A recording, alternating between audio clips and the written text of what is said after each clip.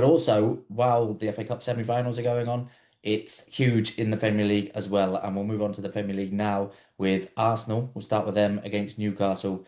Arsenal, obviously, as we've mentioned, another reminder coming, Ben, about Arsenal's current travails, have been knocked off top spot now in midweek. Huge game against Man City last weekend, which didn't go their way. But I mean, they played better than I think many people were expecting. Could have easily on another day come away with something from that game. As they hit in the woodwork, there was that late chance for Havertz, other chances they had as well. Almost came out of that game despite losing, feeling better than I thought they would if they went and lost that game. There were more positives to take out of a defeat there than I thought there ever would be for Arsenal, and they arguably put in their best performance in quite a long time, despite ultimately losing such a huge game and what was branded as a must not lose for them. But they come up with the positives, Ben. Yeah, certainly. I remember looking at the Burnley game last night. Gary Neville said that's the kind of best kind of defeat that Arsenal could have suffered. Or no, sorry, the best win for Man City that Arsenal could have suffered. And then I think the defeat at the Etihad was also the best kind of loss that Arsenal could have suffered. Because, like you say, I was there for the EFL Cup final with Oliver, who enjoyed that day more than me. But yeah, that day, the second half performance was just pitiful from Arsenal. But there were significant improvements at the Etihad, and you saw Declan Rice at full time saying to Odegaard, it's not over. It's not over. On the basis of that performance against, in my view, still the best team in the country, it certainly isn't over. It's only goals scored now that's separating them. If Arsenal get a point by the weekend, they're back into first place. For how long, we don't know. But obviously, 1 point, in my view, is unacceptable. Has to be all three now, especially because it's now four domestic defeats in a row for Arsenal across the Premier League, League Cup, and FA Cup. Interestingly, Unai Emery never suffered that fate at Arsenal, but Arteta has. Of course, I'm not comparing Emery to Arteta in terms of Arsenal managerial tenors, but it's an interesting stat for us guys nonetheless. Yeah, but the biggest gripes for me for the Man City games were a couple of the selections and substitutions. Obviously, Arteta's subs, his timing of the subs, they've always been a sticking point for Arsenal fans. I think taking Eze off when he did, I know he's just come back sooner than expected from that calf injury, but you mentioned there, Barney, that great curling shot that hit the inside of the post. If there's a guy at Arsenal when you're chasing a game who can just conjure up a goal out of nothing, Eze is that guy. So it really surprised me to see him taken off when he was. Fitness may have played a part in that. We don't know. There's still risks with Saka, Timber, Calafiori for this game, but I think given Newcastle's form is even worse than Arsenal's, anything less than 3 points would be. Can I say it would be a disaster? I think it would be a disaster for Arsenal, given the context, the form, City going top. Yeah, 3 points or bust for Arsenal this weekend.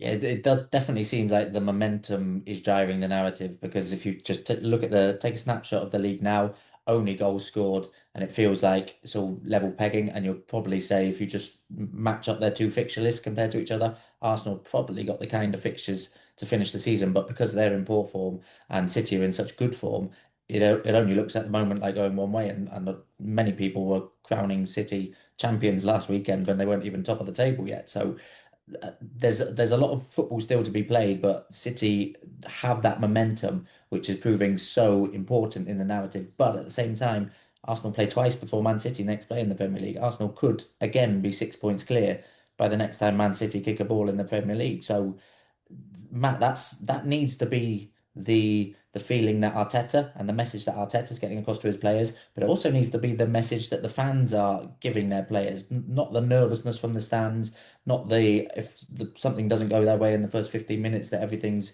nervous and edgy, but that they can still be in the driving seat. It is still technically in their hands. If both teams win every remaining game of the season, Arsenal can still win the title if they make up the goal difference and score more goals than Man City do. Yeah, I personally don't like the fact that Arsenal play twice before City play again. And I understand the difficulties in terms of fixtures with Champions League and FA Cup. But at this stage of the season, I don't know whether there's something that can happen going forward where you don't get that scenario because it sort of takes away from the race a little bit, doesn't it? City obviously had the game against Burnley to go level. And then, like you say, Arsenal again could potentially now go 6 points. So Yeah, not a massive fan of that. I think the Arsenal did all right in the City game. I was absolutely flabbergasted that Gabriel didn't get sent off. You know, apparently you can pull the hair or the bobble of the hair of someone and get a 3-game ban.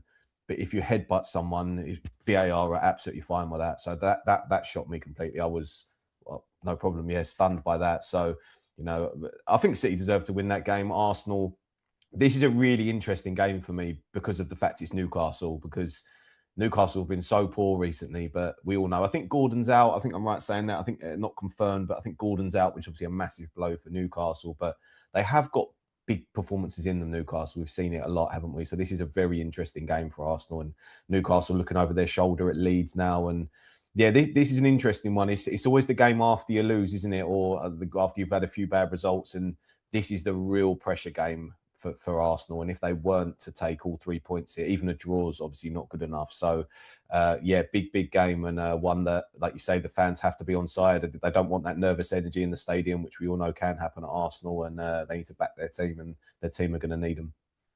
Yeah, and naturally, a lot of our focus and a lot of the focus is on Arsenal for this game because they're the ones with everything to play for. A word for Newcastle, though, Oliver, and the situation they find themselves in, what challenge they could pose Arsenal.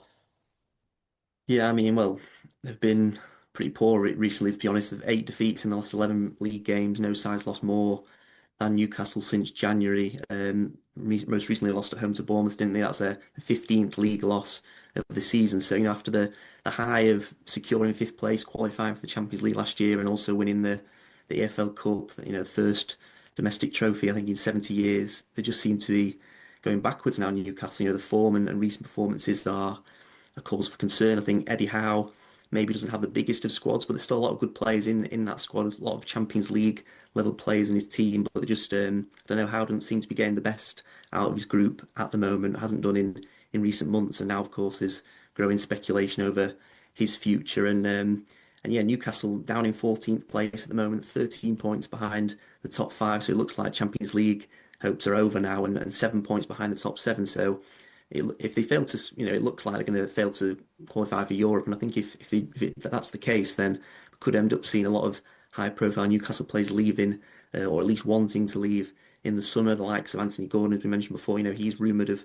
wanting a new challenge. Sandro Tonali, Tino Livramento could possibly go, possibly Lewis Hall, and maybe even Bruno Guimaraes as well. Have to see. And then, of course, the manager himself, Eddie Howe, his position will probably be reviewed in the summer. So yeah, it could be a lot of change at Newcastle, especially if they fail to qualify for the Champions League. And this game against Arsenal, yes, Arsenal maybe haven't been at their absolute best in recent weeks, but Newcastle have been just as poor, if not worse. So I think you would still back Arsenal probably to win this one on home soil there, be fired up to try and get a win and boost their title hopes. But I think, yeah, for Newcastle, it's worrying times at the moment, I think. Yeah, seems to be must win for Arsenal. I think we're going to say that every game between now and the end of the season for Arsenal. And seems we've been saying it for a couple of weeks already, but seems like a must win and on paper a should win game for them.